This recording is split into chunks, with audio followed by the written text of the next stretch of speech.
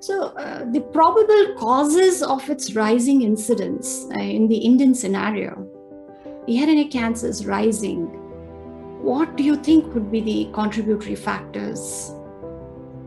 So not only has there been a rise, there has also been a change in the distribution of head and neck cancers. If I look back at my career itself, 30 years ago, as you said, we used to see a lot of throat cancer or voice box cancer, or what we call as larynx cancer, which was more smoking related. But as we transitioned from smoking to oral tobacco, and there are many reasons for this transition, the transition occurred because suddenly we found oral tobacco becoming available in pouches, which could be carried in your pocket, and consumption for oral tobacco just increased phenomenally. Also, we had a lot of emphasis on anti-smoking. So tobacco programs have generally focused on smoking, but they haven't quite focused on overall tobacco. So as smoking in public spaces became not allowed or frowned upon, then people sort of transitioned to oral tobacco. And today, as we transition from smoking tobacco to smokeless tobacco, not only do we see that larynx cancer or voice cancer becomes less, but oral cancer starts to become more and more. Right.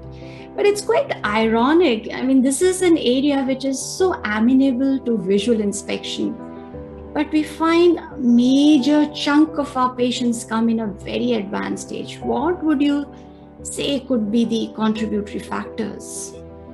So you need to put yourself in the shoes of someone who has been having regular injury to the mouth or to the voice box, and then you would realize that these people are used to having regular ulcers in their mouth because they've been having tobacco, or these people are used to having hoarseness because they've been having smoking, and so naturally they don't tend to take these symptoms as very seriously. And there can be some delay to that aspect. There is also delay because there is, of course, some difficulty with accessing medical care in our scenario, and there can be delay on that side. And also psychologically, I think many of us, and patients particularly, tend to go in denial.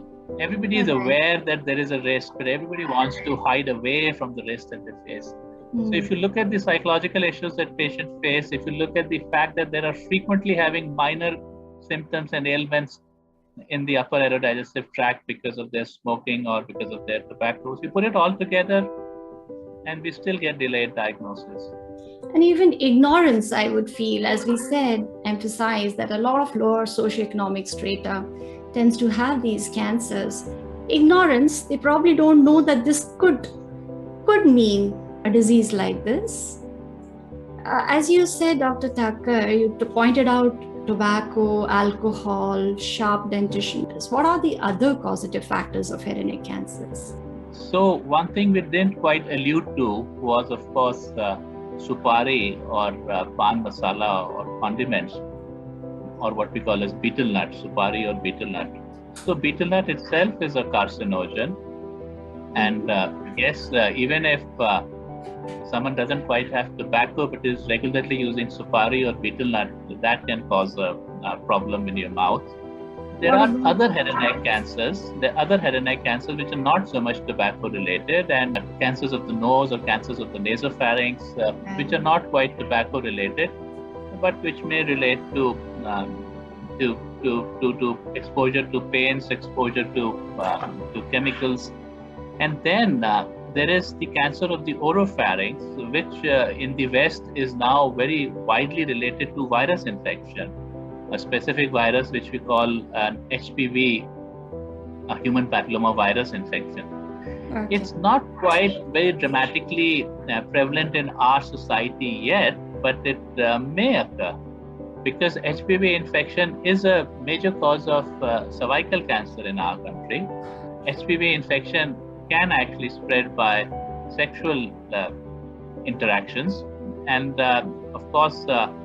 Right.